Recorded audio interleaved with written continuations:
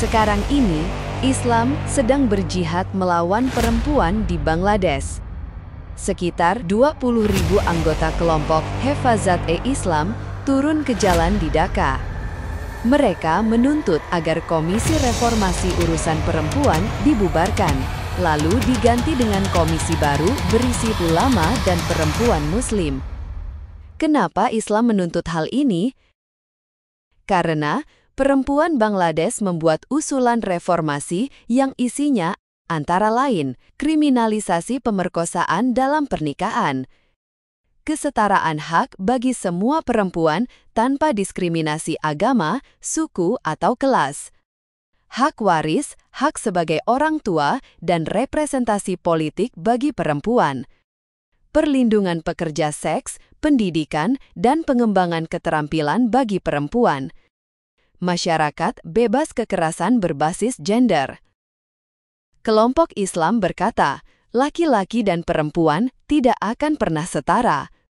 Berkata, laki-laki dan perempuan setara berarti anti-Islam, Islamofobia, menyerang Islam, menista Islam, melanggar hukum syariah, dan tentu saja menyakiti hati mayoritas masyarakat. Dari sini kita bisa melihat bahwa Islam adalah umat yang paling rapuh, paling gampang tersakiti. Bukan hanya fenomena yang terjadi di Indonesia. Itu adalah kenyataan. Semakin seseorang mempelajari Islam, dia akan semakin menjadi orang yang gampang marah. Kalau kamu Muslim dan kamu merasa panas karena ucapan ini, itu buktinya kamu adalah orang yang gampang marah. Silahkan dipikirkan, apakah agama yang membuat penganutnya gampang marah, agama yang benar atau agama yang salah? Kalau buat saya sih, agama yang membuat penganutnya gampang marah, itu bukan agama yang benar. Agama seharusnya membuat penganutnya lebih sabar dan kuat mental, gak dikit-dikit merasa ternista, merasa sakit. Balik ke topik, hal ini terjadi di latar belakangi penggulingan Perdana Menteri Sheikh Hasina pada Agustus 2024 melalui gelombang protes rakyat yang dikenal sebagai Revolusi Munsun. Sebuah pemerintahan sementara dibentuk, dipimpin oleh peraih Nobel Perdamaian Muhammad Yunus. Revolusi Munsun 2024 di Bangladesh terjadi sebagai hasil dari akumulasi kekecewaan rakyat terhadap rezim Perdana Menteri Sheikh Hasina yang telah berkuasa selama hampir 15 tahun. Revolusi Munsun digerakkan oleh mahasiswa, aktivis perempuan, dan organisasi sipil. Mereka menuntut bukan hanya perubahan pemerintahan, tapi juga perombakan sistemik, termasuk kesetaraan gender, penghentian kekerasan berbasis gender, dan perlindungan hak-hak dasar. Dalam upaya memperbaiki warisan diskriminatif dan ketimpangan gender yang selama ini dibiarkan, pemerintahan sementara membentuk Komisi Reformasi Urusan Perempuan. Komisi ini mulai menyusun serangkaian rekomendasi yang bertujuan untuk mewujudkan kesetaraan hak antara laki-laki dan perempuan. Komisi ini dibentuk untuk merespons langsung suara rakyat yang selama ini diabaikan. Di antaranya, mengkriminalisasi pemerkosaan dalam pernikahan, memberi hak waris yang adil, serta mendorong representasi perempuan dalam parlemen dan ruang publik. Alasannya adalah tingginya kasus kekerasan terhadap perempuan di Bangladesh, terutama kekerasan domestik dan pemerkosaan dalam pernikahan. Kekerasan domestik adalah segala bentuk kekerasan fisik, seksual, emosional, psikologis, atau ekonomi yang terjadi di dalam rumah tangga. Biasanya dilakukan oleh suami terhadap istri atau oleh anggota keluarga lain terhadap perempuan. Contohnya, kekerasan fisik berupa dipukul, ditampar, dicekik. Kekerasan verbal atau emosional berupa dimaki, direndahkan, diancam. Kekerasan ekonomi berupa tidak diberi uang, dikontrol seluruh akses keuangan. Pengurungan sosial berupa tidak diizinkan keluar rumah atau bergaul dengan orang lain. Sedangkan pemerkosaan dalam pernikahan adalah ketika seorang suami memaksa istrinya berhubungan seksual tanpa persetujuannya, baik melalui paksaan fisik, ancaman, tekanan psikologis, atau karena istri takut menolak. Seks tanpa persetujuan tetaplah pemerkosaan meskipun dilakukan dalam ikatan pernikahan. Selain itu, di Bangladesh juga selama ini menerapkan anak laki-laki mendapatkan bagian waris 2 kali lebih besar dari anak perempuan. Perempuan sering tidak mendapat warisan sama sekali jika dianggap sudah diwakili oleh mahar atau nafkah suami. Janda atau ibu bisa kehilangan rumah dan tanah setelah suami atau anak meninggal karena warisan dialihkan ke kerabat laki-laki. Padahal perempuan juga bekerja, memberi kontribusi pada keluarga, dan punya kebutuhan finansial. Dalam masyarakat modern, perempuan berhak atas hak milik yang setara agar bisa hidup mandiri dan bermartabat.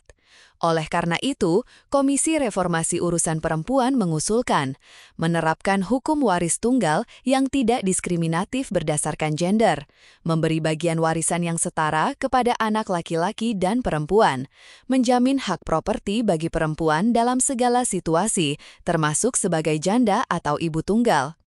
Kemudian, Komisi Reformasi Urusan Perempuan juga mendorong representasi perempuan di parlemen dan ruang publik. Tentu saja, hal ini sangat mengerikan bagi Islam.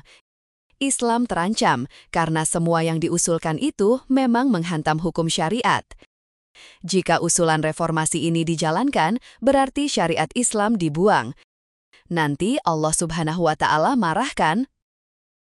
Menurut hadis, jika seorang istri menolak berhubungan intim dengan suaminya, maka malaikat akan melaknatnya sampai pagi kan? Apakah malaikat Islam gak punya kerjaan lain selain ngeliatin suami istri berhubungan intim? Kasihan amat ya malaikat Islam dikasih kerjaan oleh Allah Subhanahu wa Ta'ala untuk periksa beginian. Apakah Tuhan yang benar seperti itu? Menurut saya, itu cuma akal-akalan lelaki yang mau melakukan hubungan seks tapi istrinya gak mau. Supaya mau, gunakan ancaman, nanti dilaknat malaikat. Hari gini masih pakai cara beginian? Cara seperti ini udah kadaluarsa, bro. Makanya ada usulan untuk membuang hukum syariat karena sudah kadaluarsa, tidak sesuai dengan perkembangan zaman. Jadi ternista lagi kan Islam kalau dibilang tidak sesuai perkembangan zaman. Kenapa solusinya adalah marah? Kenapa tidak mengikuti perkembangan zaman? Karena memang tidak mampu mengikuti perkembangan zaman. Produk Arab abad ke-7. Makanya, langkah reformasi ini segera memantik kemarahan dari kelompok Islam konservatif, terutama Hifazat-e-Islam, salah satu organisasi Islam paling berpengaruh di negara itu. Bagi mereka, reformasi ini bukan sekadar perubahan hukum, tapi ancaman terhadap identitas mereka dan tatanan kekuasaan sosial tradisional mereka.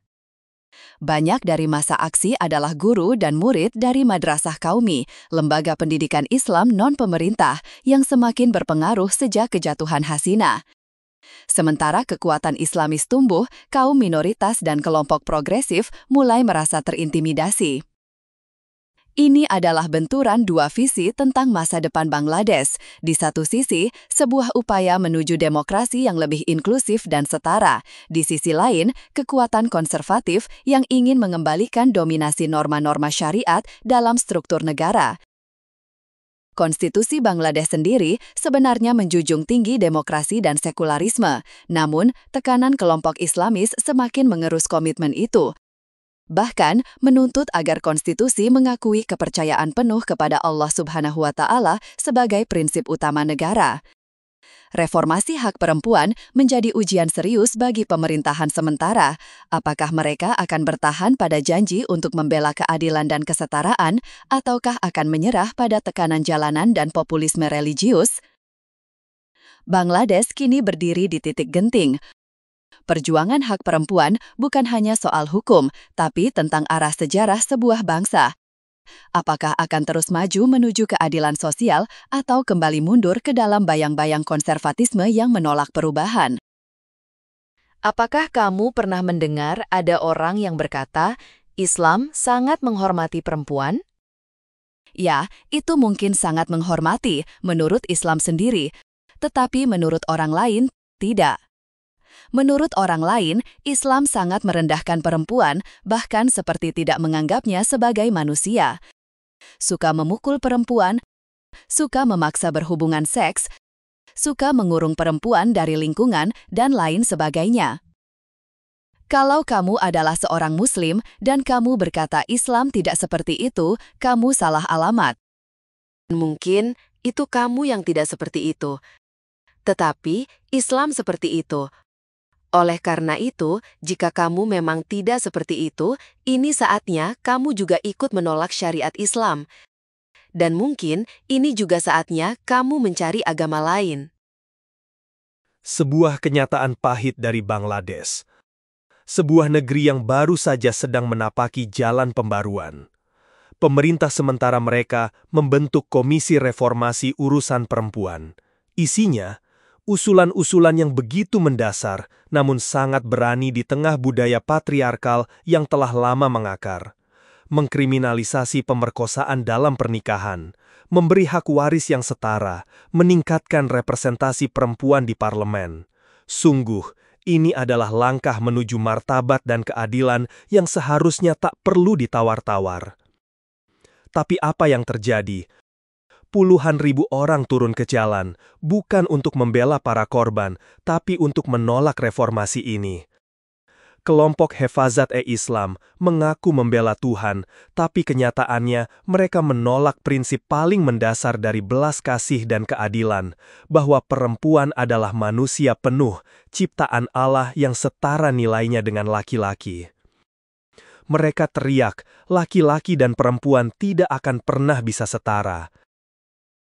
Tapi di mata siapa? Di mata Tuhan? Atau di mata para lelaki yang ingin menindas perempuan? Sebagai seorang Kristen, saya percaya bahwa Tuhan menciptakan manusia, laki-laki dan perempuan, menurut gambarnya. Tidak ada superioritas dalam penciptaan. Yang ada adalah panggilan yang berbeda, namun setara dalam martabat. Yesus sendiri, dalam dunia yang sangat patriarkal pada abad pertama, berbicara dengan perempuan, membela mereka, menyembuhkan mereka, bahkan mempercayakan kabar kebangkitannya yang pertama kepada seorang perempuan. Itulah Yesus, membalikkan norma demi menegakkan nilai kerajaan sorga. Hari ini, saya berdoa bagi perempuan-perempuan di Bangladesh yang berani menyuarakan haknya, yang dihina karena mempertanyakan dominasi laki-laki, dan yang terus percaya bahwa keadilan bukanlah dosa, tapi panggilan. Dan bagi mereka yang menolak perubahan, saya hanya bisa bertanya, jika hukum agama Anda digunakan untuk menindas, apakah itu benar-benar berasal dari Tuhan? Atau hanya dari rasa takut kehilangan kekuasaan? Hari ini, kita menyaksikan sejarah yang sedang terjadi di Bangladesh. Ribuan perempuan sedang berjuang. Berjuang bukan hanya untuk suara mereka, tapi untuk hidup mereka. Mereka ingin sesuatu yang sangat sederhana. Hak yang adil. Hak untuk dilindungi dari pemerkosaan dalam rumah tangga. Hak untuk mewarisi harta seperti laki-laki. Hak untuk ikut menentukan arah bangsa. Tapi bagaimana tanggapan kelompok agama di sana? Penolakan, kekerasan, ancaman. Kelompok Islamis garis keras seperti Hifazat-e-Islam justru turun ke jalan, menolak semua bentuk kesetaraan. Mereka bilang perempuan tidak akan pernah bisa setara dengan laki-laki. Kenapa? Karena menurut mereka, syariat Islam tidak mengizinkan itu. Lalu saya tanya, apakah ini hanya masalah Bangladesh, atau ini cerminan wajah asli dari ideologi Islam itu sendiri?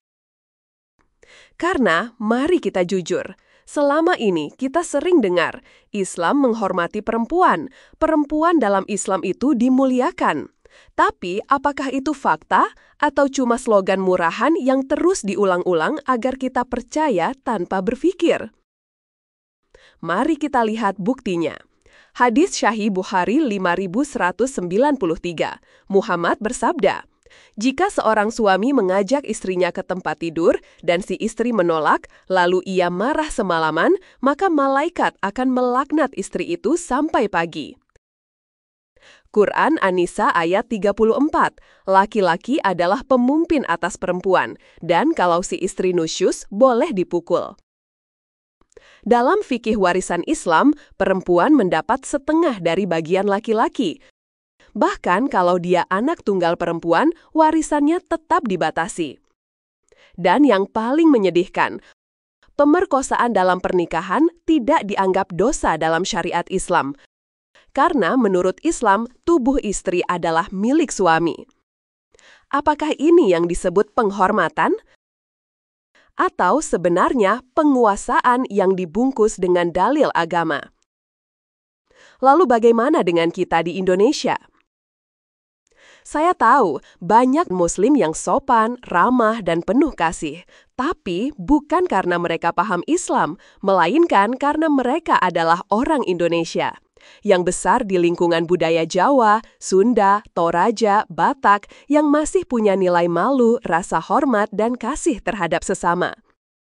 Mereka bukan menghormati perempuan karena diajarkan Islam, tapi karena mereka belum tahu apa yang sebenarnya diajarkan oleh Islam. Dan kalau mereka tahu, kalau mereka sadar bahwa syariat Islam melegalkan pemukulan istri, menolak kesetaraan, dan melarang perempuan bicara di depan umum atau jadi pemimpin, apakah mereka masih akan bertahan? Hari ini, di Bangladesh, syariat Islam menunjukkan wajah aslinya. Perempuan-perempuan yang minta keadilan dianggap melawan agama. Dan ini bisa terjadi di Indonesia jika kita tidak tegas menolak masuknya hukum-hukum agama ke dalam hukum negara. Jangan sampai anak perempuan kita nanti harus tunduk pada sistem hukum yang melihat mereka lebih rendah dari laki-laki, yang menyuruh mereka diam, patuh, dan dilaknat malaikat kalau tidak melayani birahi. Saya berdiri di sini bukan untuk menyalahkan siapa-siapa, tapi untuk berkata dengan jelas, sudah saatnya kita memilih kebenaran, bukan tradisi. Sudah saatnya kita tinggalkan sistem yang menindas dan berjalan menuju terang yang memuliakan setiap manusia, baik laki-laki maupun perempuan, yang setara. Bangkitlah perempuan Indonesia. Dukunglah saudari-saudari kita di Bangladesh dan bukalah matamu terhadap sistem yang tidak pernah benar-benar menghormatimu. Kalau kamu setuju bahwa perempuan layak diperlakukan dengan adil, klik like, share video ini ke semua grup WhatsApp yang kamu punya. Dan jangan lupa subscribe untuk konten seperti ini. Karena kita butuh lebih banyak suara untuk membela kebenaran, bukan membela agama yang salah. Sampai jumpa di video berikutnya. Tuhan memberkati. Umat yang pandir, benci orang kafir, suka teriak takbir, tanpa bisa mikir. Quran sudah kadaluarsa, gak berjilbab gak masalah. Hafal Quran gak penting, hanya bahan marketing.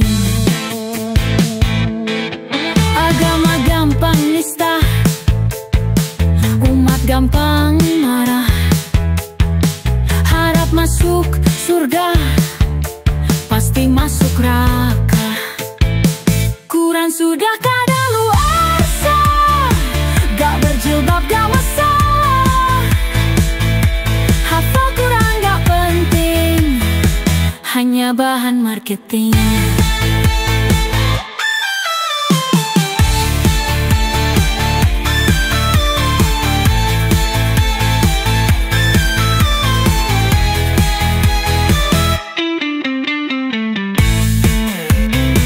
Quran sudah kadaluarsa, gak berjilbab gak masalah.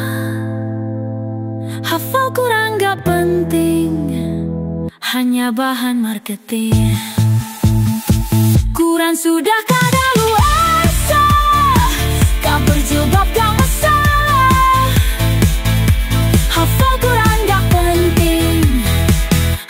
bahan marketing.